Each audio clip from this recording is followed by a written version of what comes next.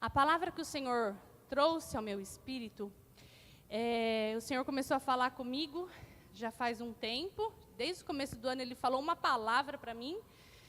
E aquilo começou a fluir. Aí eu conversei com o apóstolo, né? Ainda até quando o apóstolo veio falar para mim que se eu pregava no dia 19, fiquei até meio assim. Aí eu conversei com ele sobre essa palavra que o Senhor estava falando ao meu espírito. E aí ele falou assim para mim: filha, você tem dúvida ainda? Você vai pregar? E aí eu falei, né, não tenho mais, né?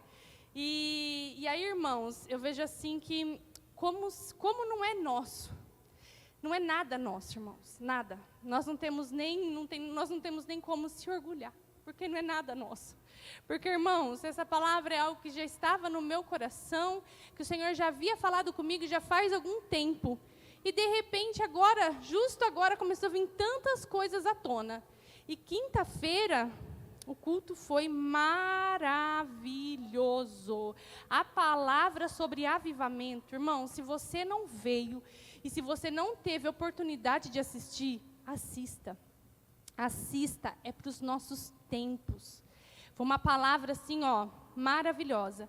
E, na verdade, é uma continuação dessa palavra. Amém? A palavra que o Senhor falou comigo, desde janeiro, até comentei com a Elida e com o Maicon um dia que nós nos encontramos, foi sobre nós sermos pessoas intencionais. Intencionais. Nós precisamos, que ele falou comigo, né? E eu vou transmitir isso para vocês. Nós precisamos aprender a ser intencional, incisivo nas coisas. Porque senão, irmãos, nós passamos a viver como vive o mundo. Deixa a vida me levar, vida leva eu. E engraçado, quando o Senhor falou comigo, eu falei assim pro Fer, nossa, Deus falou essa palavra para mim. Eu falei, e eu creio que vai sair alguma coisa que eu assisto que vai falar sobre isso. Aí no outro dia saiu um devocional do Douglas Gonçalves, do Jesus Cop, falando sobre isso, mas não era bem aquilo que o Senhor estava falando comigo, que ele estava falando de uma outra forma de intencionalidade. E aí o Senhor falou para eu que eu tenho que viver de forma intencional. E o que é viver de forma intencional? É saber quem nós somos e aonde nós vamos chegar. Você sabe quem você é? Você já tem a tua identidade em Deus curada? Você sabe onde você vai chegar? Você sabia que nós não somos só seres materiais? Nós não somos só carne, irmãos. Nós somos carne, mas, porém, acima de tudo, nós somos espírito. Um dia, essa matéria aqui vai ir para o pó, ou vai ser arrebatado com Cristo. Mas pode ir para o pó. Só que eu não. A minha mente, o meu intelecto, ele é eterno. Então, eu preciso saber aonde eu vou chegar. Eu preciso viver de forma intencional. E quando eu sei aonde eu vou chegar, o que eu tenho que pensar? Eu vivo com consciência. Porque eu sei aonde eu vou chegar. Se eu não viver de forma consciente, significa que eu não sei onde eu vou chegar. Significa que eu não acredito na onde eu vou chegar. Então, viver de forma intencional é saber quem nós somos e onde chegaremos. É viver com consciência. Ao fazermos escolhas, assumiremos a responsabilidade por elas. É viver com propósito e de propósito. Não é assim, eu tenho um propósito, eu carrego algo em mim. Vocês carregam algo em vocês? Levanta suas mãos e fala assim, ó, eu carrego algo em mim. Então, nós carregamos um propósito. Então, eu tenho que viver de propósito. Eu não posso viver, é para cá? Então vamos. É para lá? Então vamos. Não, eu tenho um propósito, então eu tenho que viver alinhado com esse propósito. Amém, irmãos? Os filhos de Deus precisam viver de forma intencional. Nós precisamos, porque senão nós vamos viver igual a música do Zeca Pagodinho. Deixa a vida me levar, vida leva eu. E não é assim que o Senhor sonhou para nós. Não é assim que o Senhor sonhou para você. Vira para a pessoa que está do seu lado e fala, o Senhor sonhou para você algo maravilhoso. O Senhor tem propósito Então viva de propósito. Amém. Irmãos, olha só o que está escrito em 1 Pedro 2, versículos 9 e 10. Se você não sabe quem você é, eu vou te falar agora.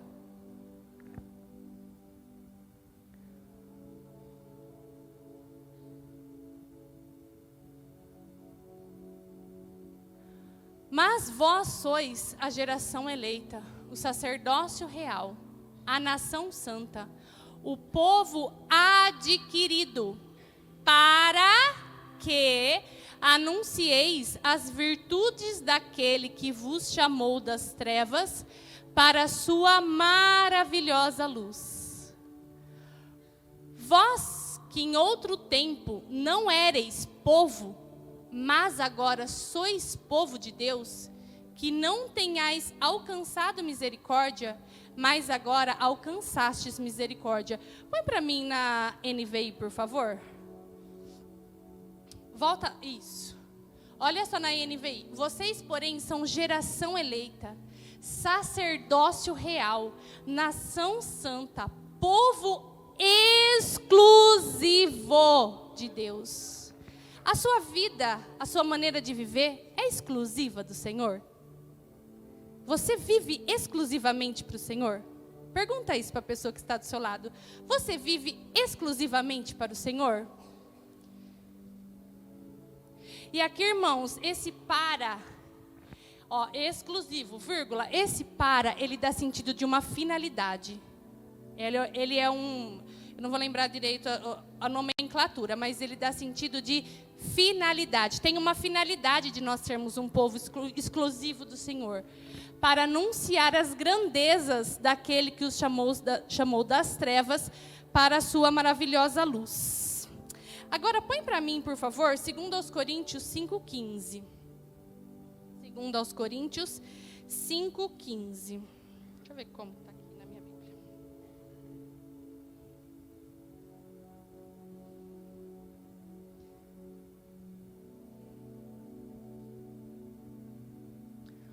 Olha só, irmãos.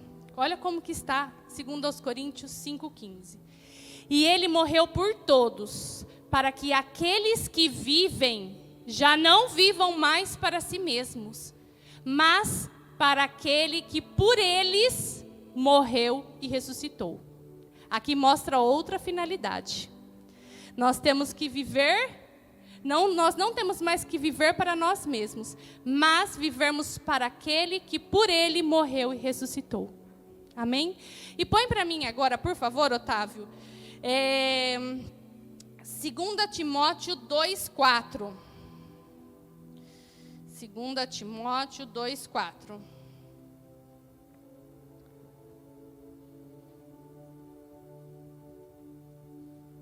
Olha só. Nenhum soldado se deixa envolver pelos negócios da vida civil, já que deseja agradar aquele que o alistou. E aí, irmãos, nós temos vivido de forma intencional? Qual que é o propósito? Viver para agradar aquele que nos alistou? Nós temos vivido? É uma pergunta para a gente pensar um pouquinho. Irmãos, vamos orar agora. Feche os seus olhos, que agora nós vamos entrar na palavra. E eu espero que o Senhor venha falar profundamente com você, assim como Ele falou comigo. Amém? Feche os seus olhos. Pai, Senhor, nós estamos aqui, diante da Tua presença, cultuando ao Senhor. E chegou o momento, Pai, que nós queremos ser confrontados pela Tua palavra. Senhor Espírito Santo, fique à vontade entre nós. Vem, Espírito Santo, fazer uma cisão entre a carne e o Espírito. Senhor, venha fazer uma cisão, Senhor, em nosso coração e em nossa mente. Que nós possamos compreender o tempo e as estações que nós estamos vivendo. E que nós possamos entender aquilo que o Senhor quer, aquilo que o Senhor deseja. Porque, Senhor, o nosso intuito, Senhor, como igreja, é ser povo exclusivo teu, a fim de te agradar, Senhor, a fim de anunciar, Pai, as tuas grandezas, Senhor. Pai, que nós como igreja, nós possamos entender essa verdade, e Espírito Santo venha falar em cada coração, porque, Senhor, nós não queremos estar apenas cheios de informação. Senhor, eu sei que a palavra, sem o teu toque, Espírito Santo, ela não vai passar de meras informações. E informação, Senhor, eu sei que não muda destino, não transforma, não faz com que nós vivamos de propósito. Que o Senhor Espírito Santo venha ter acesso em nossas mentes, em nosso coração, em todo o nosso ser, para a honra e glória do teu nome. Amém? Amém. Glória a Deus. Irmãos, como nós somos igreja, e nós precisamos viver de forma intencional, eu gostaria de refletir com vocês sobre uma igreja. O apóstolo até já começou a falar sobre ela quinta-feira, sobre a igreja de Laodiceia.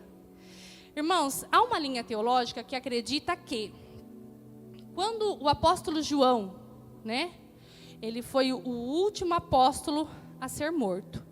E ninguém conseguia matar o apóstolo João. Então, deportaram ele para a ilha de Patmos. E lá na ilha de Patmos, ele recebeu a revelação do livro de Apocalipse. Todo mundo acho que já sabe disso. E aí, nos primeiros capítulos do livro de Apocalipse, João, ele faz cartas às igrejas. Ele faz cartas às igrejas. Então, faz cartas às igrejas de Tiatira, carta à igreja de Sardes, carta à igreja... Faz 7 cartas. E há uma linha teológica que acredita, que é o que nós acreditamos, que essas cartas, elas significam períodos da igreja. Períodos da igreja do Senhor. Então, acredita-se que no começo foi a primeira igreja, e assim sucessivamente. E também nós acreditamos piamente que nós estamos vivendo o período da última igreja, que é a igreja de Laodiceia. E aí, irmãos, eu nem vou falar para vocês, porque eu vou ler. E aí vocês vão tirar suas próprias conclusões, se a gente está vivendo ou não nesse período da igreja de Laodiceia. Vamos lá? Abra comigo a sua Bíblia em Apocalipse, capítulo 3. Apocalipse, capítulo 3.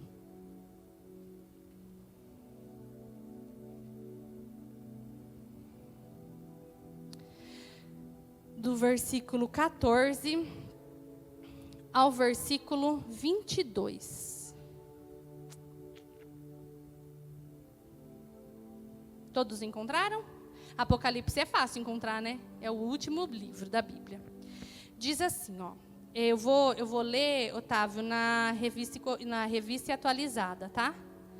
Ao anjo da igreja em Laodiceia escreve: estas coisas diz o Amém, a testemunha fiel e verdadeira, o princípio da criação de Deus. Conheço as tuas obras, que nem és frio e nem quente. Quem dera fosses frio ou quente. Versículo 16. Assim como és morno, e nem és quente, e nem frio, estou a ponto de vomitar-te da minha boca. Pois dizes, estou rico e abastado, não preciso de coisa alguma, e nem sabes que tu és infeliz. Sim, miserável, pobre, cego e nu. Aconselho-te que de mim compres ouro refinado pelo fogo para te enriqueceres, vestiduras brancas para te vestires, a fim de que não seja manifesta a vergonha da tua nudez, e colírio para ungires os olhos, a fim de que vejas. Eu repreendo e disciplino a quantos amo. Sê, pois, zeloso e arrepende-te. Eis que estou à porta e bato. Se alguém ouvir a minha voz e abrir a porta, entrarei em sua casa e cearei com ele e ele comigo. E ao vencedor, dar-lhe-ei sentar-se comigo no meu trono, assim como também eu venci e me sentei com meu Pai no seu trono.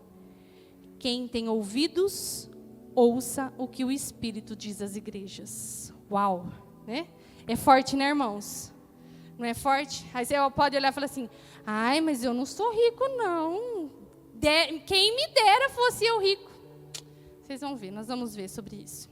Irmãos, mas antes de eu começar a falar sobre trazer para os dias de hoje, eu quero contar para vocês uma breve explicação da história da cidade de Laodiceia. Antes eu quero falar uma coisa. As cartas que foram destinadas às igrejas, não era a igreja, o nome da igreja não era Laodiceia. O nome da igreja eu não sei. Eu sei que a igreja estava na cidade de Laodiceia. Então, quando João fez as cartas à igreja de Tiatira, não é a igreja que chamava Tiatira, era a cidade de Tiatira, onde estava localizada a igreja. Quando o Senhor mandou João escrever para a igreja de Filadélfia, não era o nome da igreja, era a cidade de Filadélfia. O que eu entendo com isso, irmãos? Se o Senhor ele vai falar conosco, ele não vai falar com o ministério Shalom, ele vai falar com a igreja de Jaú. O Senhor, ele não tem placa. Ele não é dividido assim, ó. Ah, esse daqui é a igreja tal. Essa daqui é a igreja tal. Não. O Senhor, ele fala com a igreja dele no geral. E quem é a igreja? Nós somos a igreja do Senhor. Amém? Então, irmãos, isso é uma coisa assim muito séria. Por quê? A partir do momento que eu sei que o Senhor, ele fala com a igreja da cidade, se eu mudar de cidade ou se eu mudar de país, será que é da vontade de Deus? Será que é propósito de Deus que eu seja a igreja em outro lugar? Ou será que o propósito que o Senhor tem para mim, às vezes, é nessa cidade? Porque como nós vimos, o Senhor ele tem algo com a cidade. O Senhor tem algo com a cidade. Então, é responsabilidade nossa a nossa cidade.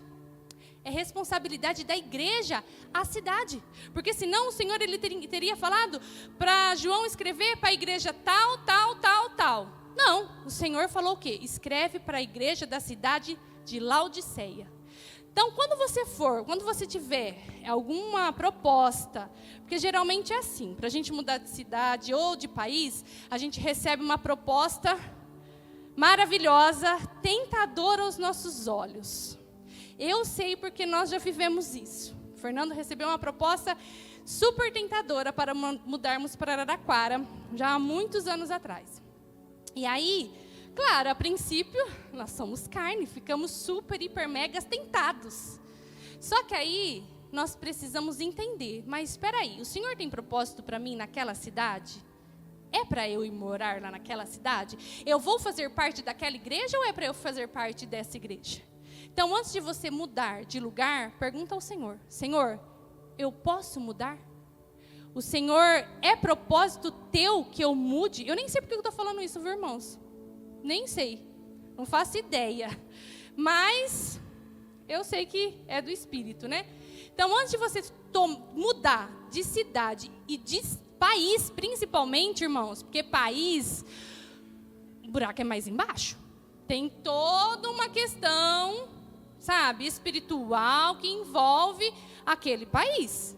Então, antes de você mudar de país, pense, ore, fala, Senhor, o Senhor tem propósito para mim lá? Amém, irmãos? Nem sei por que eu falei isso. Enfim. Então, Laodiceia era uma cidade. Era uma cidade. Não era uma igreja, era uma cidade. E aí, essa cidade não começou se chamando Laodiceia. O nome dessa cidade, a princípio, era Diópolis. Isso daí aconteceu no ano mais ou menos 150, 200 anos antes de Cristo, tá? Só que essa cidade ela estava em ruínas. E o imperador da época, que eu não vou falar, não sei o nome para falar para vocês, não é que eu não sei, eu não lembro. Ele foi lá fazer uma visita nessa cidade. E aí ele tinha uma mulher, uma esposa. E essa esposa se chamava Laodice. Se a esposa, quando ela chegou lá na cidade de Diópolis, ela amou a cidade. Sabe por quê? Porque as águas eram mornas. Era uma água gostosa, era uma água morninha. E ela gostou muito dessa cidade. E aí, adivinha, né? O que ela fez? Pediu para o marido, falou, ai, que cidade maravilhosa. E aí o marido, para homenagear, ele conversou com o povo daquela cidade e propôs a esse povo que ele alavancaria essa cidade, mas que ela se tornasse, que ele mudasse o nome dessa cidade para Laodiceia, em homenagem à sua mulher que se chamava Laodice, tá? E aí foi o que ele fez. Ele mudou o nome e realmente alavancou a cidade. Ele transformou essa cidade em rotas de comerciários. Então essa cidade, ela ficou rica. Rica, muito, muito, muito rica. Olha só, irmãos, ela descobriu que na cidade eles conseguiram fazer uma lã negra brilhante. Então essa cidade, ela virou o point da moda, Joyce. Sabe igual é Milão, Paris, Londres, hoje em dia? Era Laodiceia e Roma, os points da moda. Elas ditavam as tendências da moda. Igual nos dias de hoje é Milão, né, Joyce, que ditam as tendências da moda, né? Milão, Londres, né, Nova York. Então, e essa cidade, além dela descobrir essa lã, né, essa lã negra brilhante, ela criou uma faculdade de medicina. E a especialidade dessa faculdade era oftalmológica. Porque eles descobriram que lá eles conseguiram achar um pó frígio. E esse pó misturado com óleos, ele virava tipo um colírio para os olhos. Então a especialidade dessa cidade era oftalmologia. Então essa cidade ficou riquíssima. Imagina só, eles eram o point da moda e eles tinham uma faculdade especialista em oftalmologia da época. Então vocês possam imaginar como que era essa cidade? Irmãos, e quando o Senhor Jesus, ele fala exatamente as mesmas coisas para João, ele fala exatamente as situações que aquela cidade vivia, que era água morna, né? Vestiduras brancas e colírio para os olhos. Por que Jesus fez isso? Ele foi muito didático. Era uma estratégia didática. Para quê? Para as pessoas entenderem aquilo que ele estava querendo dizer. E também a água morna, esqueci de comentar isso com vocês. A água morna, sabe por que era morna? Porque era assim, ó. Laodiceia, ela ficava perto da cidade de Colossos e ela ficava perto da cidade de Hierápolis. Ela ficava entre Colossos e Hierápolis. Em Colossos, a água era fria e era boa para se beber, era potável. Em Hierápolis, a água era muito quente. E a água muito quente, ela ajudava a curar feridas, a curar de doenças. Porque imagina, né, gente, uma água quentinha. E aí, passava aquedutos. E até chegar, a hora que chegava em Laodiceia, a água estava morna. E essa água morna, ela não era potável, ela não era boa para beber. Porque, afinal, alguém já tomou água morna? Não dá náusea, não dá vontade de vomitar? Então, olha só, todas as coisas que o Senhor Jesus passou para João, eram coisas que já aconteciam na cidade. Só que aí nós precisamos entender agora para o lado espiritual. E era exatamente isso que eu quero falar com vocês hoje. Amém? Vocês estão tão sérios. Uia. Tá dando para entender, irmãos? Então vamos lá. Agora eu vou fazer um texto, uma ministração expositiva. Vou ser igual o evangelista Diego, fazer expositivo. Vou versículo a versículo, tá? Então, sabendo de tudo isso, nós sabemos que Jesus foi didático. Ele pegou situações cotidianas daquela cidade para transformar, para trazer uma carta para a igreja. E nós, hoje em dia, nós vivemos o período dessa igreja. Vamos entender por quê? Olha só, vamos começar então no versículo 14 e no versículo 15, que diz assim: ao anjo da igreja em Laodiceia escreve: essas coisas diz o Amém. Olha, esse amém está de letra maiúscula, significa quem é o amém? Como nós cantamos aqui, és o alfa e o ômega, o princípio e o fim. O amém significa que é o fim, amém. Quem é o amém? Jesus. Então é ele que está falando.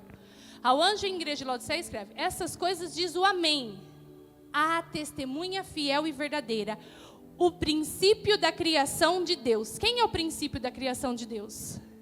Jesus. Jesus, ele é o princípio de todas as coisas. Tanto é que foi o que nós cantamos. Ele é o alfa e o ômega, o início e o fim. Ele é o princípio e o amém. Então é ele que está falando. E olha o que ele fala. Versículo 15. Conheço as tuas obras, que nem és frio e nem quente.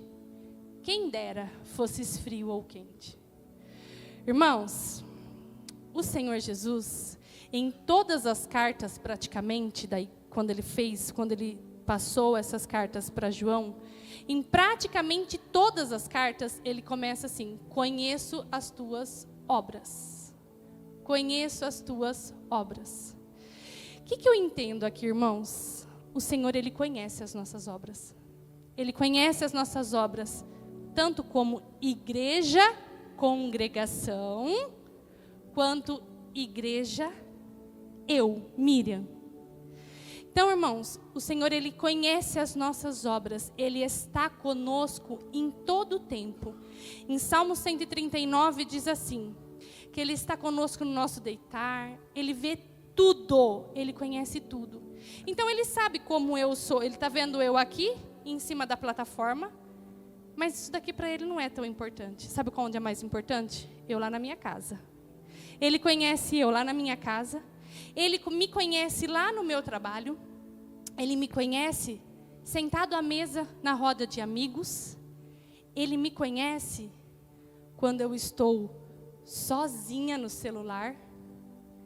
Ele me conhece em tudo. E muitas vezes, né, ele me conhece quando eu estou andando na rua. Ele me conhece em tudo. E muitas vezes, irmãos, quando a gente está sozinho, né, e a gente é tentado a algumas coisas, a gente sempre faz assim, ó, para ver se não tem ninguém olhando. Quando, na verdade, nós deveríamos fazer assim, ó, porque Ele conhece, porque Ele está ali conosco. Então, o Senhor, Ele conhece todas as nossas obras, tudo, todos os nossos pensamentos. A Bíblia fala que não chegou a palavra na nossa boca e Ele já sabe. Ele conhece tudo. Mas olha o que Ele fala para essa igreja. Volta lá, por favor. Eu conheço as suas obras, que não és nem frio e nem quente. Quem dera se você fosse frio ou se você fosse quente. E aí, olha só o versículo 16. Diz assim: assim, porque és morno, e nem és quente, e nem frio, estou a ponto de vomitar-te da minha boca. Meu Deus. Irmãos, você sabe por que o Senhor falou isso para a igreja de Laodiceia? Porque para a igreja de Laodiceia, assim como nos dias de hoje, Tati, o Senhor, Ele investiu em nós. Ele nos deu tudo para sermos uma igreja quente. Ele nos deu tudo. Irmãos, nós temos a palavra, a Bíblia na nossa mão. Hoje em dia nós temos a Bíblia até no celular. Irmãos, faz pouco tempo que a Bíblia, ela virou um livro acessível às pessoas. E, na verdade, em alguns países, nem é acessível. Eu já vi relatos de pessoas que falam que conseguiram mandar para ela um pedaço rasgado da Bíblia. E ela devora aquele pedaço rasgado. Então, significa o quê? Que o Senhor, Ele investiu nessa cidade. Ele depositou ministrações, Ele depositou ensino, Ele depositou adoração. Irmãos, hoje nós temos uma adoração maravilhosa. Nós temos louvores que tocam o céu, mas o que nós, como igreja, nós estamos fazendo? aquele que é frio é aquele que o Senhor não investiu, então não tem o que ele cobrar. E aquele que é quente é aquele que o Senhor investiu e está sendo quente. Mas o morno é aquele que o Senhor investiu, que o Senhor acreditou. E o que nós estamos fazendo com todo o investimento que o Senhor fez em nós? O que nós estamos fazendo com todo o ensino que nós estamos recebendo? O que nós estamos fazendo com as coisas que nós aprendemos? Hoje nós temos tanta facilidade, irmãos. Eu posso chegar na minha casa, eu posso pegar uma pregação e posso ouvir. E o que nós, como igreja, nós estamos fazendo com aquilo que o Senhor tem investido em nós? Era para a gente ser quente, era para a gente ser fervoroso. Porque, irmãos, eu não sei se você sabe, mas uma igreja, ela tem que afetar a sociedade. Não é só, eu falo igreja, tanto a igreja, congregação, nós temos que afetar a sociedade. Nós estamos na cidade de Jaú, nós temos que afetar essa cidade com busca, com intercessão, com evangelismo. Mas nós também, como pessoas, eu tenho que afetar a sociedade. Você afeta onde você vai? Você afeta o seu trabalho? Você afeta a sua casa? Ou na sua casa você é aquela pessoa que fala assim, meu Deus, nem sei porque vai na igreja isso daí. Nós precisamos ser pessoas que afetem. Porque, irmãos, o Senhor, Ele depositou em nós dons, Kelly, talentos. Ele depositou em nós dons e talentos. E o que nós estamos fazendo com os dons e talentos? Era para nós sermos quentes, irmãos. Por isso que o Senhor fala que o morno, ele quer vomitar. Porque Ele investiu em nós. Está dando para entender, irmãos? E aí, outra coisa também que eu marquei aqui. Irmãos, nós temos liberdade para cultuar a Deus. Nós somos um povo livre. Tem pessoas que não têm essa liberdade. Mas nós temos essa liberdade de cultuar a Deus. Mas é como a Bianca falou aqui no início do culto. Para que nós viemos à igreja? Qual é a nossa intenção quando a gente vem? Por que nós viemos hoje na igreja? Muitos de nós, não estou falando só daqui, estou falando na igreja no geral. Muitos de nós, a gente vem à igreja para abençoar a semana. Fala, nossa, preciso, porque hoje é o primeiro dia da semana, preciso abençoar a minha semana. Porque aí, se eu não for na igreja hoje, parece que minha semana trava. Muitos de nós vêm à igreja para receber. Nossa, preciso receber. Irmãos, claro que nós vamos receber. Mas a nossa maior intenção de estarmos aqui é de dar, sabia? Não é dar, não estou falando no sentido apenas de oferta. Mas é no sentido de cultuar, de estar aqui para oferecer ao Senhor, cultuar ao Senhor, oferecer ao Senhor o louvor, a honra, o louvor, e com isso, automaticamente nós receberemos. É automático o negócio. Então, irmãos, nós temos esse privilégio de cultuarmos a Deus, nós temos o livre acesso à palavra, e o que nós temos feito com aquilo que nós estamos recebendo do Senhor? Será que eu recebo e abandono? Se nós estamos vivendo assim, nós somos uma igreja morna. Qual é o propósito de nós estarmos recebendo tudo isso? Lembra que eu comecei falando sobre intencionalidade, que é viver com propósito e de propósito? Qual é o propósito de você ter o dom? Qual é o propósito de você ter o talento? Se o propósito é para glorificar a você mesmo, está errado. Se o propósito é falar assim, não, eu tenho dom porque, Deus me deu não. Você tem um propósito para esse dom e esse talento. Você tem feito isso? Nós temos feito isso? E aí, irmãos, no versículo 17, diz assim: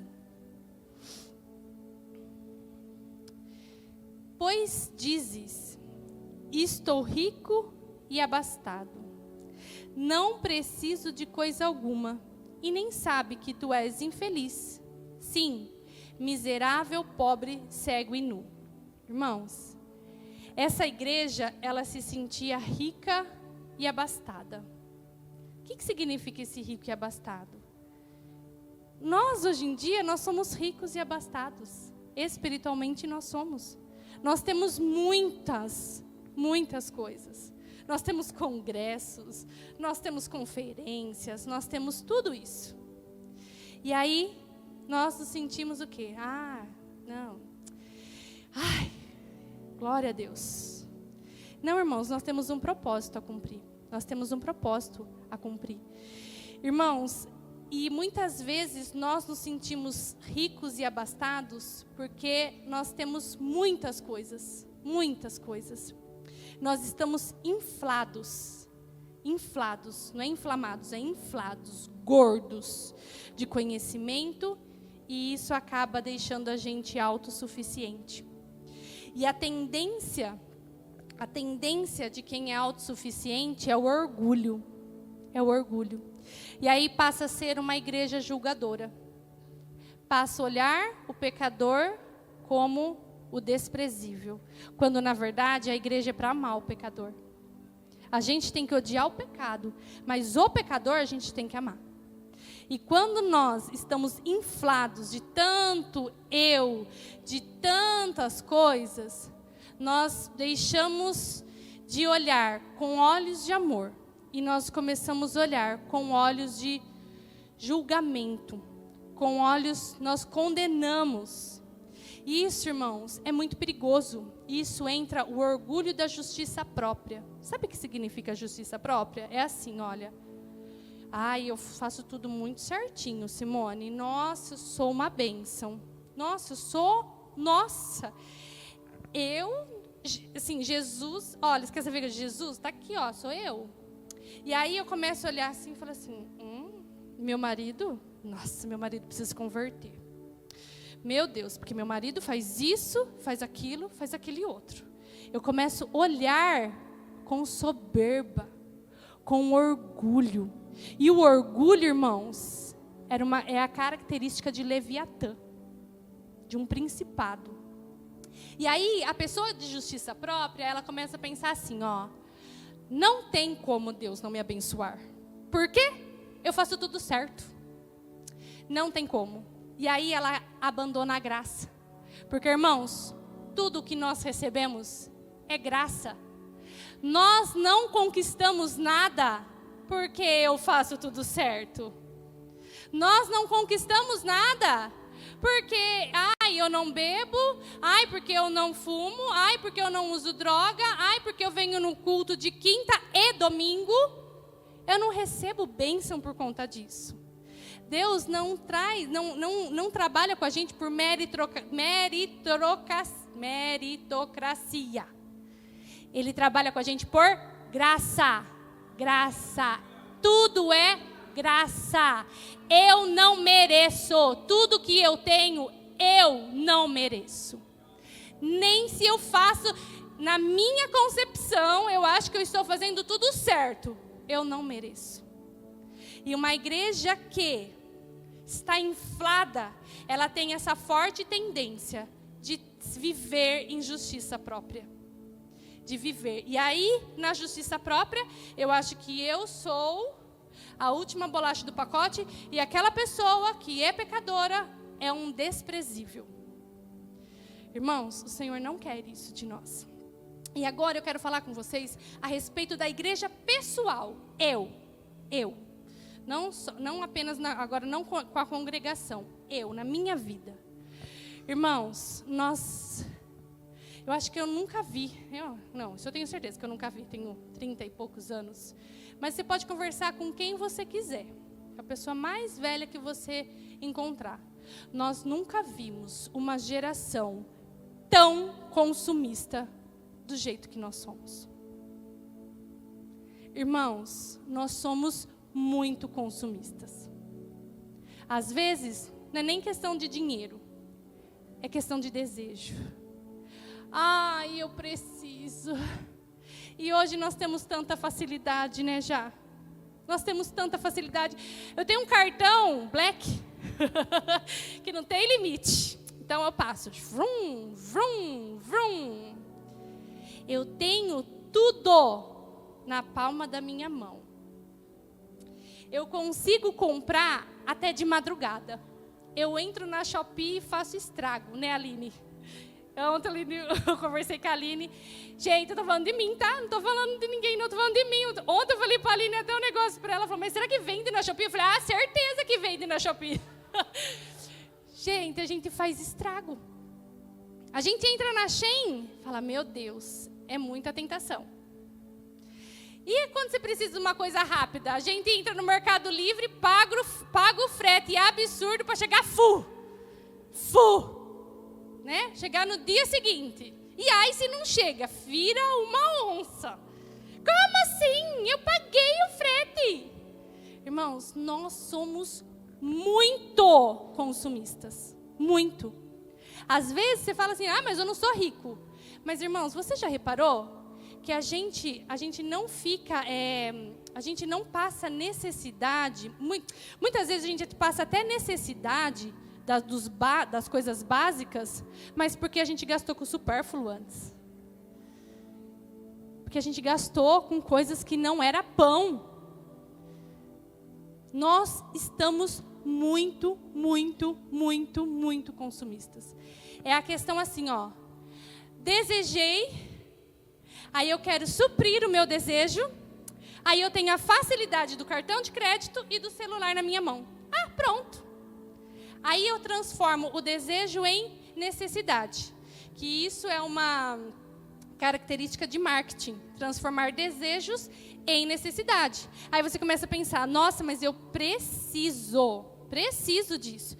Vou contar para vocês de mim essa semana, antes de eu fazer a palavra, né? Entrei na Shopee. Nem sei por que eu faço isso. Entrei na Shopee. Aí eu fui só ver quanto que estava uma havaiana de glitter que eu queria. E geralmente aqui, nas lojas, é R$80 uma havaiana de glitter. E eu acho muito caro você dar R$80 no chinelo. Aí entrei na Shopee já, estava por 40. Falei, nossa, é de Deus! Metade do preço. Adivinha, gente? Vrum! Comprei. Depois levei um tapa na cara, mas comprei. Então, irmãos, nós vivemos numa era muito consumista, que nós buscamos satisfazer os nossos desejos. Mas, na verdade, nós somos pobres. Nós somos pobres, cego e nu. Nós somos miseráveis. Porque a nossa vida se baseia aqui. A nossa vida se baseia no ter. E aí, irmãos, hoje em dia, você sabia que nós não sabemos mais ficar entediado? Ninguém mais sabe o que é tédio. Sabe por quê, Douglas? Porque nós temos muitas distrações. E às vezes o tédio é necessário, porque é no tédio que eu começo a fazer uma autoanálise. Às vezes é no tédio que o Senhor fala comigo, sabia? É às vezes quando eu não estou sem fazer nada, que eu falo assim, nossa, o que eu tenho para fazer? Vou lá mexer. Não, às vezes o Senhor pode falar conosco nesse momento. Só que nós estamos numa era muito, muito distraída. Tudo. Nós entramos em qualquer lugar para a gente nos distrair. Para quê? Já que não tenho nada, já que eu tenho um tempinho, então eu vou entrar lá, só para ver rapidinho. Mas aí nesse rapidinho a gente fica, horas, e a gente nem percebe. Irmãos, às vezes, eu vou falar para você do que já aconteceu na minha vida algum tempo atrás. Às vezes nós ficamos tristes, chateados e lamentamos porque eu não consegui trocar o carro. É sério, irmã Simone? Às vezes a gente ora e chora e fala, Deus, eu precisava tanto trocar esse carro, Pai. A gente fala assim, Senhor, Tu sabes que eu vou para a igreja com o carro. Tu sabes, Senhor, que eu levo o irmão com o carro. Irmãos, olha que igreja fútil que nós estamos. Irmãos, Paulo andava a pé. Paulo, ele sofria naufrágio. tem uma passagem, eu não lembro se é Paulo ou é Pedro, acho que é Paulo, que eles saíram da cidade e eles apanharam tanto. Eles só pararam de apanhar porque eles se fingiram de morto. E sabe o que eles fizeram? Levantaram, vamos lá de novo. Ai, se a gente já fica pedindo justiça para Deus, pede para o Senhor descer a mão, né? Irmãos, e nós muitas vezes nos lamentamos, choramos por coisas tão fúteis. Quando na verdade, irmãos, você sabia que tem irmãos nossos naqueles países do Oriente Médio sendo executados? Sabe por quê? Só porque eles falaram do amor de Cristo. Só por isso. E nós nos lamentamos, Mone, porque eu não consegui comprar roupa. Nós nos lamentamos, abrimos o nosso guarda-roupa que está lotado de roupa. Não cabe mais. E falamos assim, eu não tenho roupa. Que roupa que eu vou no culto hoje? Irmãos, acontece isso só comigo? Eu estou falando para vocês, eu estou falando daquilo que o Senhor falou comigo, tá? Não entenda isso como uma afronta. Entenda isso como um confronto, como eu fui confrontada. E enquanto isso, irmãos, tem pessoas sendo afogadas, falando assim, ó, ou nega o seu Deus ou morre. E a gente, nem aí. Que igreja que nós somos? Será que nós não somos a igreja morna? Que recebemos tanto do Senhor, tantos dons, tantas palavras de sabedoria, tanto conhecimento. Para quê? Para ficar pedindo carro, para ficar pedindo casa. Para quê, gente? Para quê?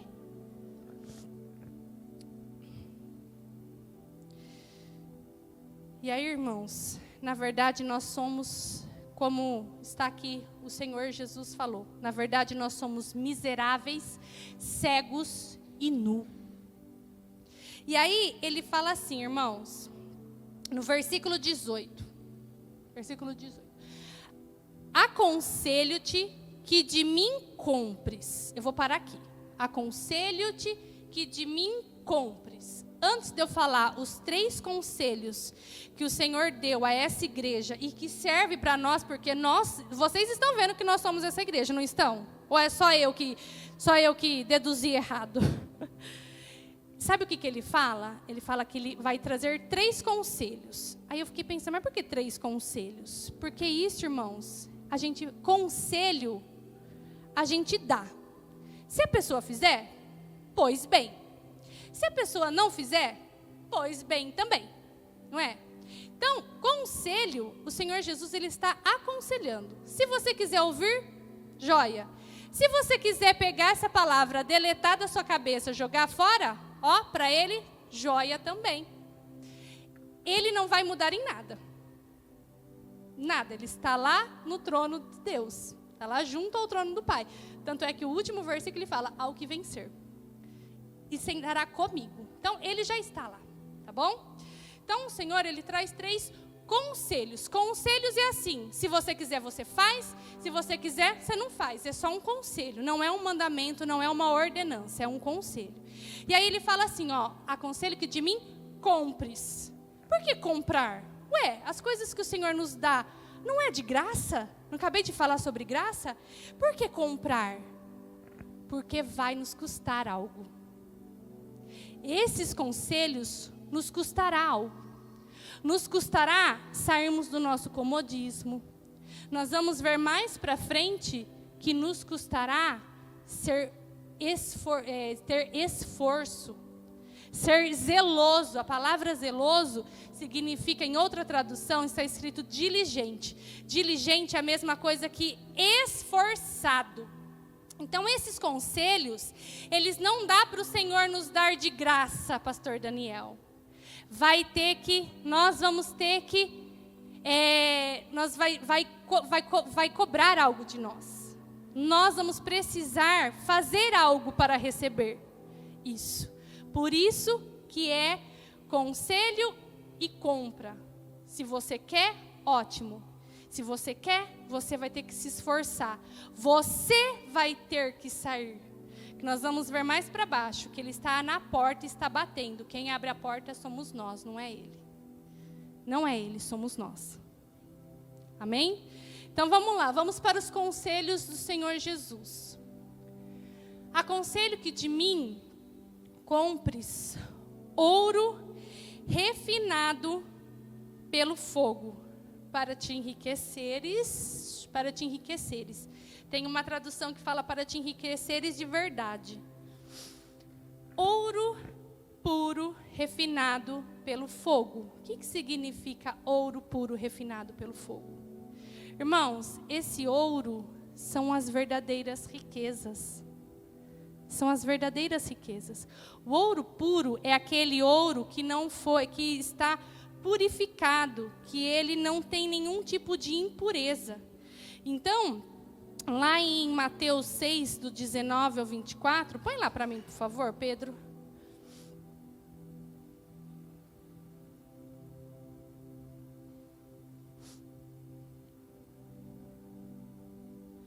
Não acumuleis para vós tesouros sobre a terra, onde a traça e a ferrugem corrói, e os ladrões escavam e roubam. Mas ajuntai para vós outros tesouros no céu, onde traça nem ferrugem corrói, e onde ladrões não escavam e nem roubam. Irmãos, a moeda do reino não é a mesma da nossa. O nosso ouro são as coisas da terra, que a traça e a ferrugem corroem. O tesouro do céu não é. Não é. Sabe por quê, irmãos? O tesouro do céu. O que é o tesouro? O que é o ouro puro? É aquilo que está dentro de nós. Põe para mim, por favor, 2 Coríntios 4, 7, se eu não me engano. Acho que é 7. Isso, 4, 7. Temos, porém, esse tesouro. Tem uma versão que fala, guardados em vaso de barro, para que a excelência do poder seja de Deus e não nossa. Irmãos, o nosso verdadeiro tesouro é a presença de Deus dentro de nós. Irmãos, vocês têm noção que nós temos Deus, o Espírito de Deus, vivendo dentro das nossas vidas? Isso é o verdadeiro tesouro. Isso é o verdadeiro ouro, é o ouro mais refinado que existe.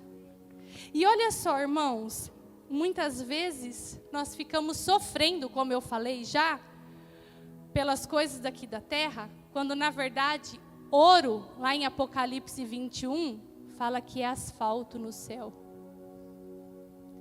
Nós sofremos aqui na terra por coisa que nós vamos andar, pastor. Nós vamos andar. Olha como a gente é bobo, gente. A gente sofre por ouro, irmã Simone.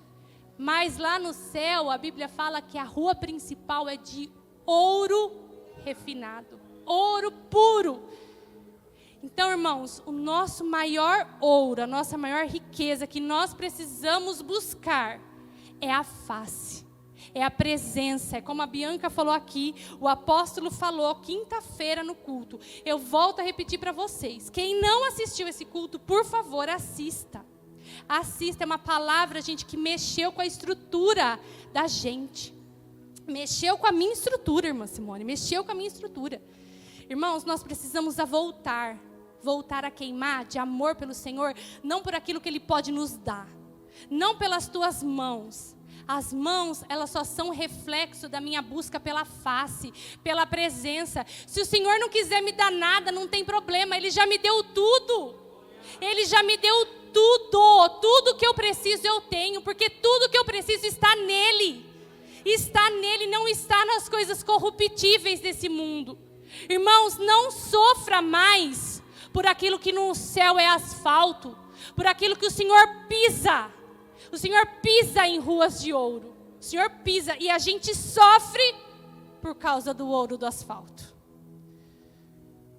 Irmãos, nós precisamos, como igreja, ser intencionais na busca da presença de Deus. na busca da face de Deus, sem olhar aquilo que eu vou ganhar ou aquilo que eu vou deixar de ganhar. Nós precisamos viver de propósito, com este propósito, de propósito nisso. Senhor, eu quero a tua face, eu quero a tua vida, eu quero a tua vida em mim. Me transforma, Senhor. Senhor, eu não sou assim, eu não penso como ela está falando. Me transforma, eu quero pensar assim. Eu quero. Porque, irmãos, quando a gente está tão envolvido, é difícil para a gente ouvir uma palavra dessa, porque a gente acha até que é um pouco balela. Entendeu? Porque assim, a gente está muito envolvido, a gente está muito rico, nós estamos muito abastados. Então, às vezes, é difícil ouvir isso. Então, irmãos, que nós possamos sair daqui com isso queimando dentro de nós. Eu quero a tua presença. Não importa se eu vou ganhar, não importa se eu vou perder, Senhor. Não importa.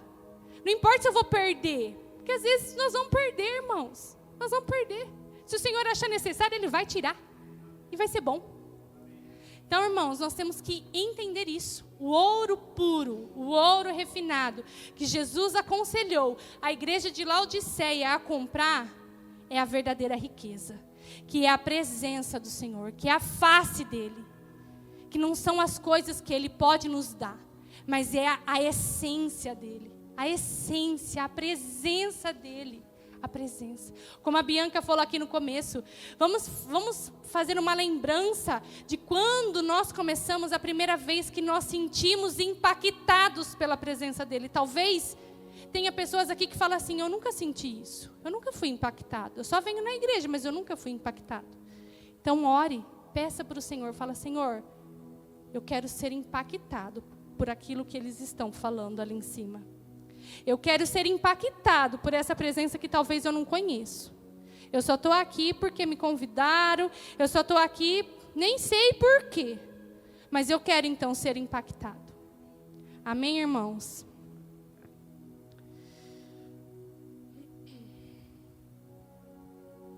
Irmãos, como igreja, não vamos nos reunir apenas para pedir. Claro que pedir faz parte, nós podemos pedir para o Senhor.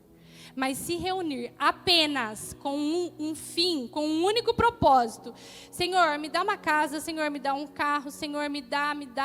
Parece aquela música do Danoninho, né? Me dá. Não, irmãos, vamos ter isso em nós. Vamos ter esse propósito de nos reunir para buscar, Senhor, eu não preciso do carro novo. Senhor, eu não preciso da casa nova. Senhor, o que eu preciso é queimar de amor pelo Senhor. Porque aonde eu for, Pai, aonde eu for, eu quero que esse fogo se espalhe, Senhor. Aonde eu for, Pai, eu quero que esse fogo se espalhe. Senhor, eu quero, Senhor, que as minhas crianças, Senhor, dentro da sala de aula sejam alcançadas por esse fogo, Senhor. Senhor, é isso que eu quero. Senhor, nós queremos isso. Irmãos, esse tem que ser o desejo do nosso coração. Isso que é o ouro refinado pelo fogo. Aí, irmãos, outra coisa que Jesus aconselhou essa igreja a comprar dele, está no versículo 18 ainda, Otávio. Vestiduras brancas, para te vestires, a fim de que não seja manifesta a vergonha da tua nudez. Ah, irmãos, nós como igreja, irmãos, muitas vezes nós estamos tão envergonhadas, não é verdade? Porque nós ficamos sabendo de tantas coisas que falam da igreja. Fala que vergonha, gente, saber que eu sou igreja também. Irmãos, nós precisamos de vestiduras brancas. Lembra aquela cidade de Laodiceia? Eles faziam a lã negra, brilhante. Eles eram tendência de moda. Mas as nossas vestes, irmãos, elas têm que ser brancas. E o que significa isso? Vestes brancas fala sobre atos de justiça e santidade. Eu vou começar falando sobre santidade. Santidade, às vezes a gente acha que ser santo é ser chato. Não. A palavra santidade, santo significa separado. Lembra o versículo que eu comecei de 2 Pedro? 2 ou 1 Pedro? Que fala povo exclusivo. Isso é ser santo. É ser exclusivo. Exclusivo. Irmãos, muitas vezes nós temos aparência de separado. Mas de verdade, nós estamos tudo misturado com o mundo. Irmãos, Deus ele não vê a aparência. Deus ele não repara na aparência. Tanto é que em 1 Samuel 17, se eu não me engano, não precisa pôr, tá? O Senhor ele foi ungir Davi. Ele chegou na casa de Jessé e o Senhor mandou Samuel ungir Davi. E Samuel chegou lá na casa de Jessé. E Samuel era um profeta do Senhor. Era um profeta, ele ouvia a voz de Deus. E Samuel, quando perguntou para Jessé dos filhos, Jessé mandou o primeiro, que era Eliabe. E a Bíblia fala que Eliabe era um homem bonito, era um homem apresentável. E Samuel, sendo homem, mas sendo um homem de Deus, ele se confundiu. Ele achou que podia ser Eliabe. Por quê? Porque Eliabe tinha aparência. Mas o Senhor falou para Samuel, não, Samuel. Ele pode ter aparência, mas ele não tem essência de rei. Irmãos, nós podemos até enganar o pastor, sabia? Como Samuel foi enganado, Lê. Nós podemos enganar as pessoas. Mas as pessoas, irmãos, cada um vai dar conta de si mesmo a Deus. Mas a nossa essência é o Senhor quem sabe. É o Senhor quem sabe. Então, e o Senhor, Ele nos quer separado, não apenas de aparência. Ele não quer só aparência de santo, aparência de separado. Ele quer a essência de ser separado. Às vezes, nós temos aparência de ser separado. Mas aí, nas nossas casas, nós falamos tanta baboseira. Nas nossas casas, nós xingamos os nossos filhos. Sabia que cada vez que há um xingamento na sua casa, há uma maldição que entra? Muitas vezes a gente tem a aparência de separado, mas a gente amaldiçoa o outro. A gente amaldiçoa. Às vezes acontece alguma coisa no trânsito e a gente amaldiçoa. Irmãos, quem nós somos? Nós somos separados? Nós somos separados na nossa essência? Às vezes, irmãos, eu tenho aparência de santo, mas os meus pensamentos, não. Nos meus pensamentos eu não sou nada separado. Eu sou tudo misturado com o mundo. E a Bíblia fala lá em Salmos 26, 2, fala assim para o Senhor examinar os nossos pensamentos. Senhor, examina os meus pensamentos. Examina os meus pensamentos. Vê se há em mim algum caminho mau e livra-me. Nós precisamos muitas vezes fazer essa oração. E aí, como eu falei para vocês, né? Laodiceia era conhecida como a cidade da moda, assim como hoje é Milão, Londres, Nova York, que dita tendências, não é isso, Joyce? Londres, Milão, Nova York, dita as tendências da moda, tudo vem de lá. Então, o que acontece, irmãos? Muitas vezes, nós deixamos o mundo ditar as nossas tendências. Quem tem ditado as nossas tendências? Não estou falando apenas das vestimentas, das nossas vestimentas do externo. Eu estou falando do nosso jeito de ser. Quer ver? Vou dar alguns exemplos. Por exemplo, as tendências do mundo é assim, olha. Como o Mateus falou lá no curso quarta-feira, que a pessoa chegou nele e falou assim, Mateus, casamento é igual câmara de ar. Furou. Aí você vai lá e remendou. Aí fura de novo, você vai lá remendou. Enquanto você não trocar, não funciona. Irmãos, ele comentou isso com a gente lá quarta-feira, não foi, Mateus? Então, isso é a tendência do mundo. Casamento se troca. Isso é algo, é a moda que o mundo traz. E nós, como igreja, nós temos tido essa mesma tendência? E o pior, irmãos, que está chegando isso nas igrejas, sabia? Está chegando isso até nas plataformas. Pastores. Irmãos, dá vergonha isso. Irmãos, nós não podemos ter tendências do mundo como se fosse normal para nós. Como se fosse normal. Ah, tá todo mundo fazendo. Então, se todo mundo for para o inferno, você também vai. É assim? Ah, mas mãe, todo mundo faz. Ué, se você é separado, você é separado. Você não, como diz as mães, você não é todo mundo. Irmãos, outra tendência também. Sexo sem compromisso. Sexo fora do casamento. É normal. No mundo, normal. Ah, acha? Vou namorar sem experimentar? Normal. Não tem nenhuma contraindicação isso. Mas para Deus tem. Para Deus tem. Para nós sermos separados, o sexo é só depois do casamento. E tem um porquê, sabia? Tem um porquê, irmãos. O Senhor não faz nada à toa. O Senhor, Ele preserva a nossa vida. Ele não faz isso para nos punir, nos condenar. Não, tem um porquê. Para a gente não criar alianças, não criar vínculos. Bom, isso é coisa para outro tempo. Outra coisa que é tendência muitas vezes, falar mal. Falar mal. Não vou nem entrar muito porque alguns dias nós tivemos uma baita de uma palavra sobre Lashon Hará. Que aquilo tem que... Eu acho que aquele culto, o apóstolo, ele não quer trazer de novo a ministração, ele devia colocar no telão. Vocês não acham?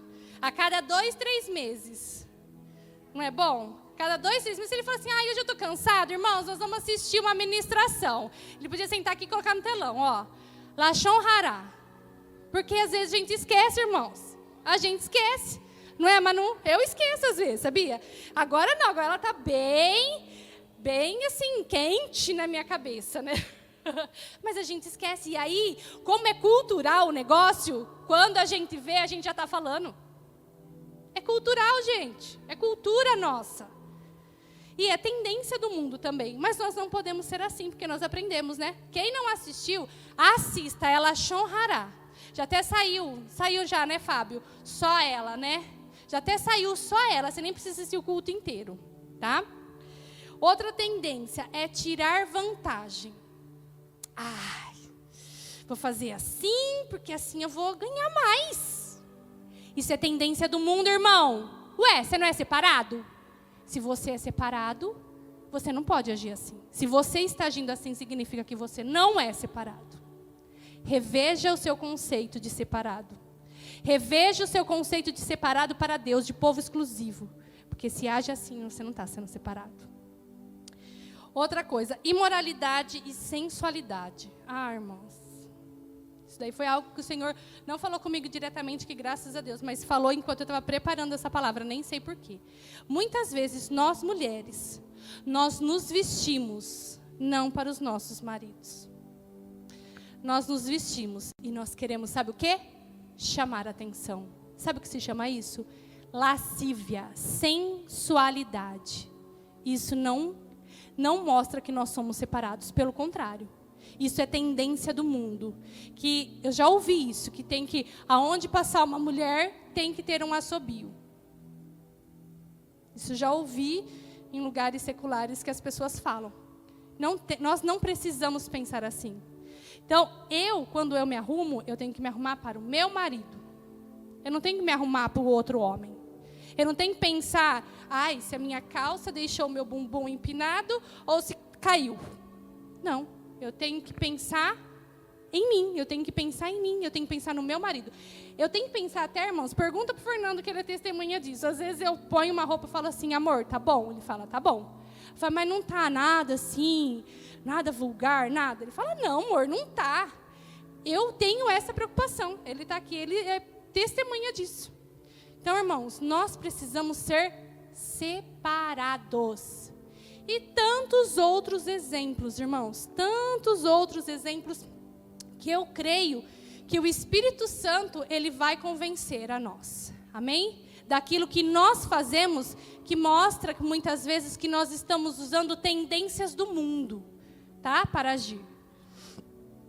Outra coisa, irmãos, vamos falar sobre atos de justiça. Atos de justiça, que é boas obras. Boas obras, aleluia. Você sabia que a gente pode fazer boas obras com más intenções? Nós podemos, Joyce. Põe para mim, Otávio, por favor, 1 Coríntios 13:3. Irmãos, o dia que eu li esse versículo e eu tive esse entendimento, teve um curto-circuito na minha cabeça. De verdade. Eu li isso e eu falei assim, como assim, Deus? Não entendi. Olha só. 1 Coríntios 13 fala sobre o amor, que lindo. E aí fala assim, ó. E ainda que eu distribua todos os meus bens entre os pobres, e ainda entregue o meu próprio corpo para ser queimado, se eu não tiver amor, nada disso me aproveitará. Quando eu li isso, deu um tilt na minha cabeça, que eu falei assim, como assim? Eu vou vender todos os meus bens e eu não vou ter amor? Deus falou assim para mim, não.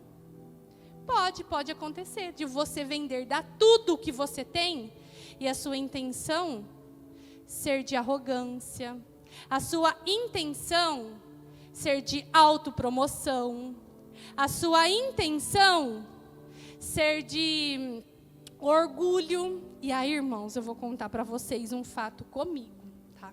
Comigo. Que o Senhor me fez lembrar. Um testemunho pessoal. Há alguns anos atrás,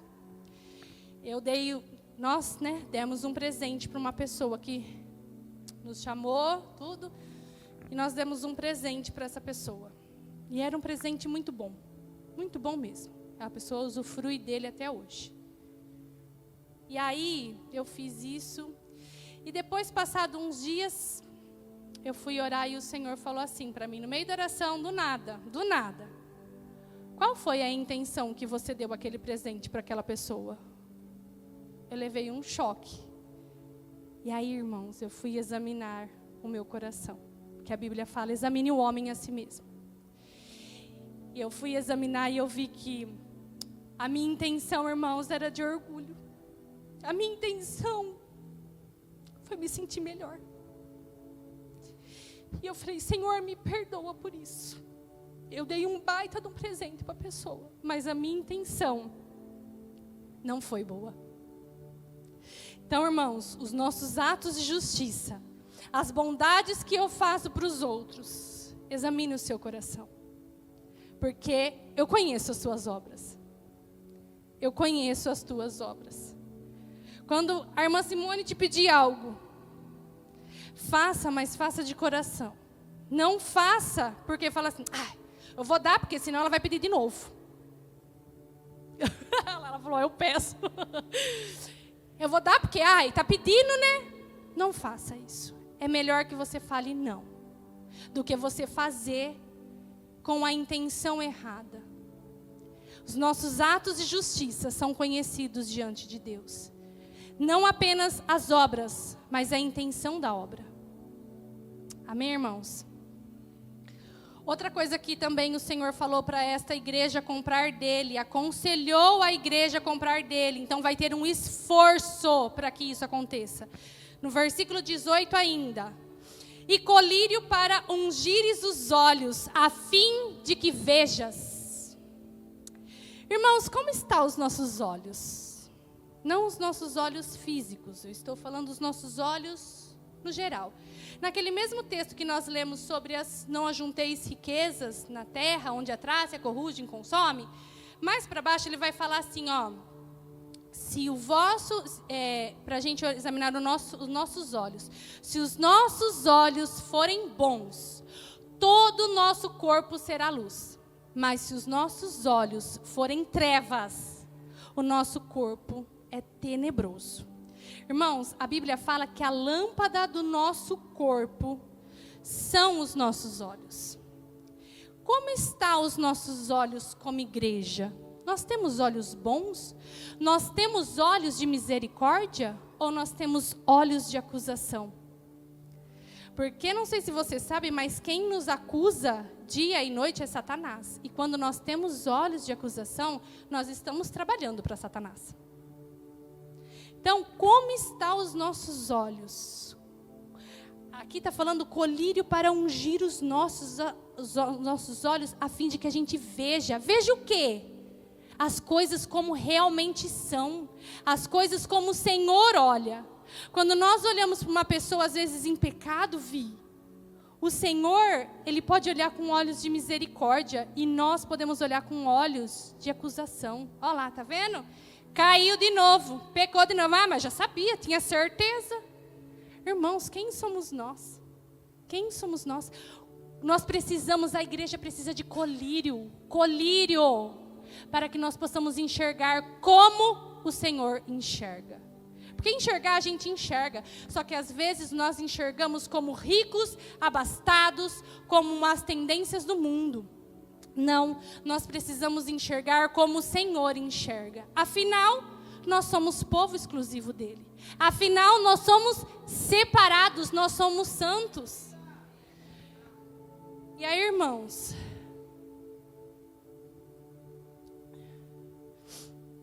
vamos falar também agora da nossa vida. Como estão os nossos olhos? Como eu enxergo?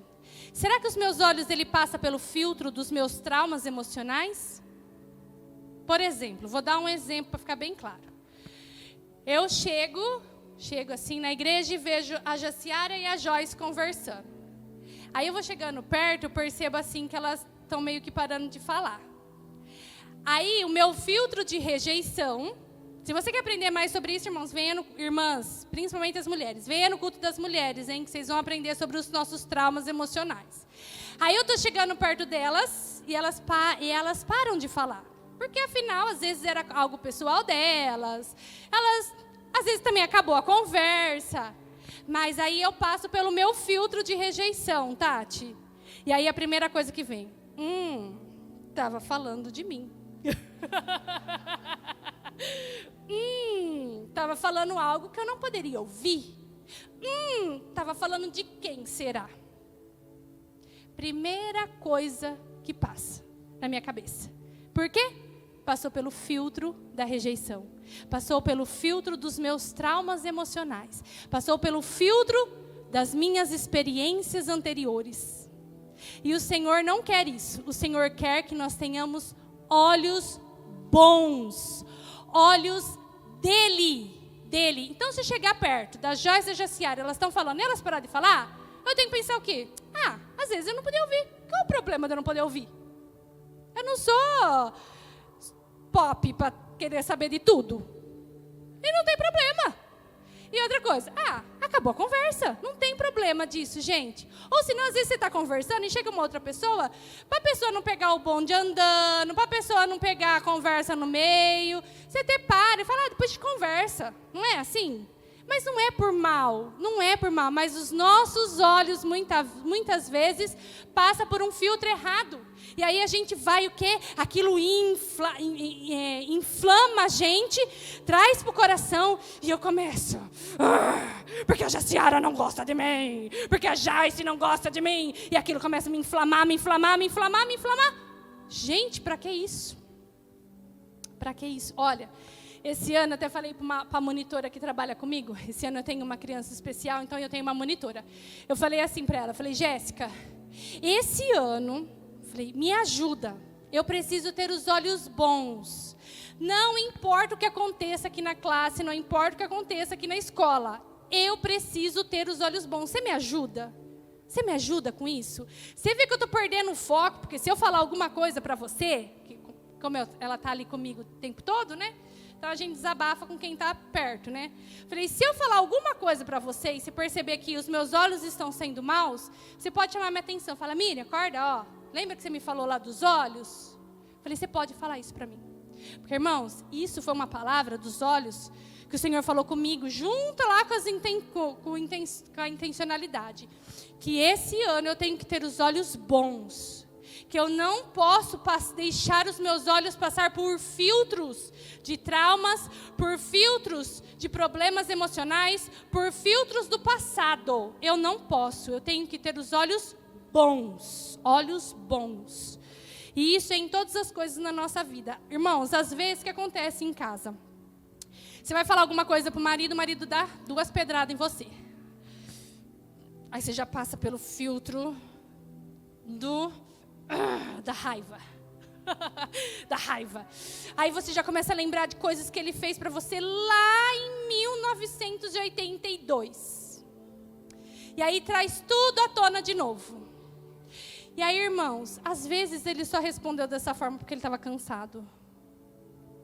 Às vezes ele só falou dessa forma, ou ele só não ouviu porque a cabeça dele estava a milhão no serviço. Às vezes ele estava preocupado com algumas coisas. E aí a gente é inflamada.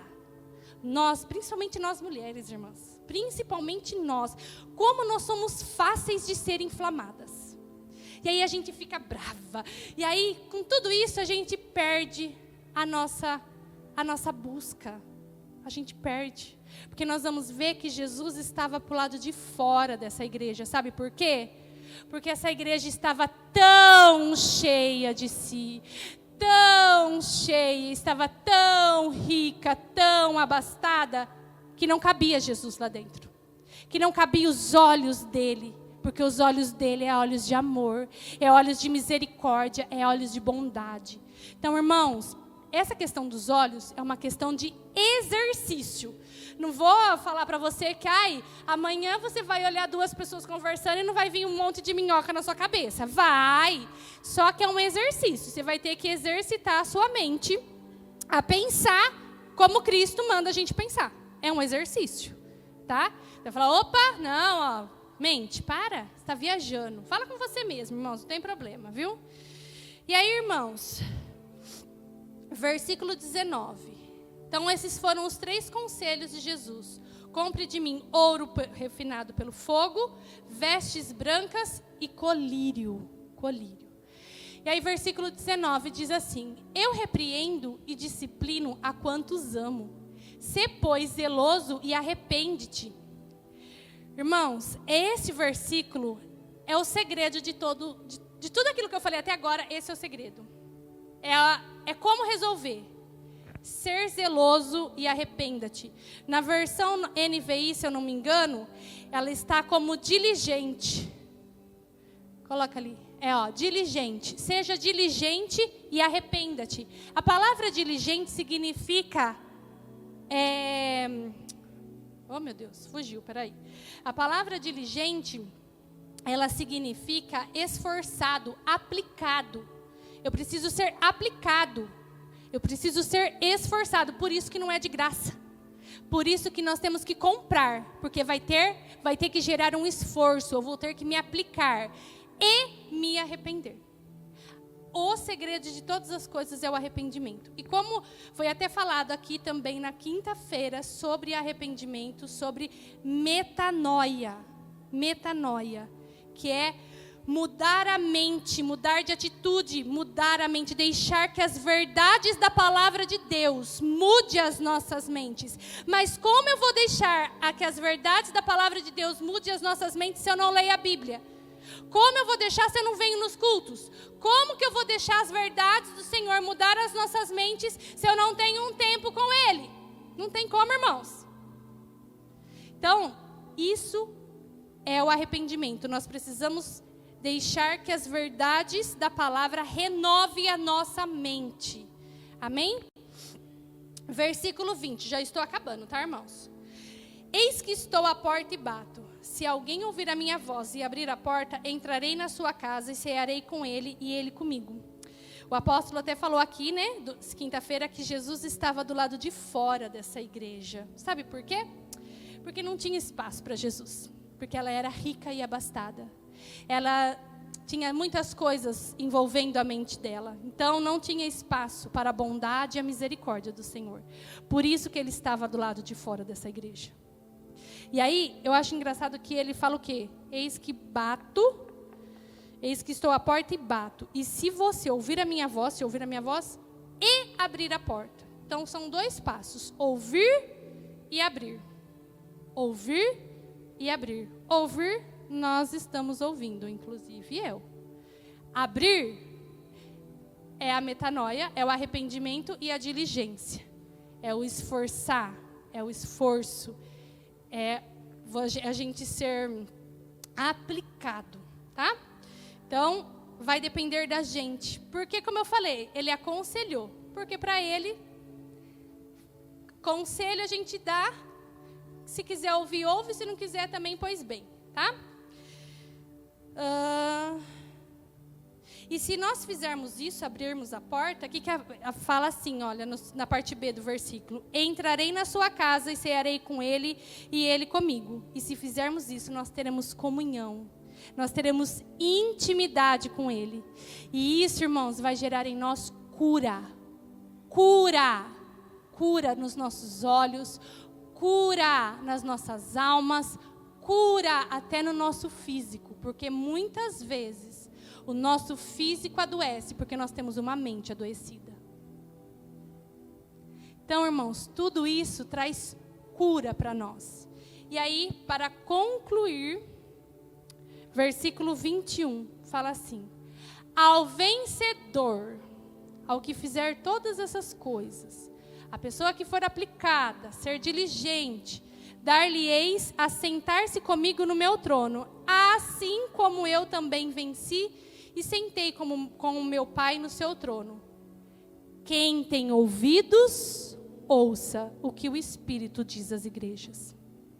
Irmãos, como eu comecei essa ministração falando sobre vida intencional, como nós, sendo igreja, nós temos andado. Qual o propósito que nós, como igreja, nós estamos engajados? Eu estou no propósito do Senhor ou eu estou no propósito da igreja de Laodiceia? Então, irmãos, essa é uma ministração para a gente pensar um pouco, refletir, examinar a nós mesmos, assim como essa palavra veio primeiro a mim. Então, ela falou comigo primeiro, então eu vou me examinar, como eu já fiz e vou fazer muito mais.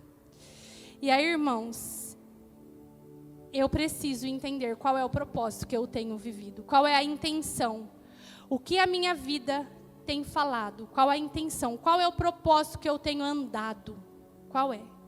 Será que eu tenho o propósito de andar conforme nós lemos nos primeiros versículos, de ser um povo exclusivo do Senhor? Será que nós temos andado de forma a agradar a quem nos alistou? Nós, como igreja, nós precisamos pensar e refletir sobre isso. Amém? Pode se levantar, nós vamos orar agora. Eu gostaria que o grupo de louvor tocasse um louvor para nós.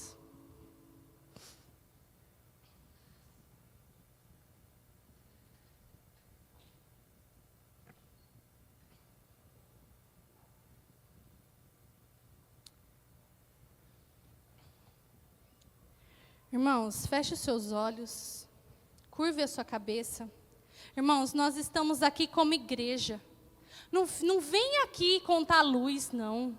Não precisa disso. Quando você estiver aqui, irmãos, feche os seus olhos, se derrame na presença do Pai. Aqui tem uma presença saborosa do Senhor. Que nós possamos entender que quando nós estamos aqui, reunidos como igreja, nós não sejamos dispersos, distraídos, pensando nas coisas que eu preciso fazer, nas coisas que eu fiz. Não, gente, nós temos a oportunidade que muitas pessoas gostariam de ter, de estar reunido como igreja, mas não pode. Tem que estar escondido. Tem que ler um pedacinho da Bíblia escondida, para não ser morta. Ou ver os filhos sendo mortos e falando assim, ó, ou nega o seu Deus, ou eu mato seu filho. Irmão, você já parou para pensar se acontecesse isso conosco? Eu já parei para pensar. E eu vou ser sincera para vocês. Eu me assustei com a minha resposta para Deus. Então, irmãos, nós temos o privilégio de estarmos aqui. Nós temos ainda esse privilégio de viver reunido como igreja. E aqui na igreja, assim como diz Salmo 133, quando os irmãos estão unidos, há um óleo que desce da barba de Arão. Então, irmãos, não perca esse momento. Feche os seus olhos, se lança, não deixa sua mente vaguear. Pensa no Senhor, pensa em tudo que o Senhor é para você. Amém?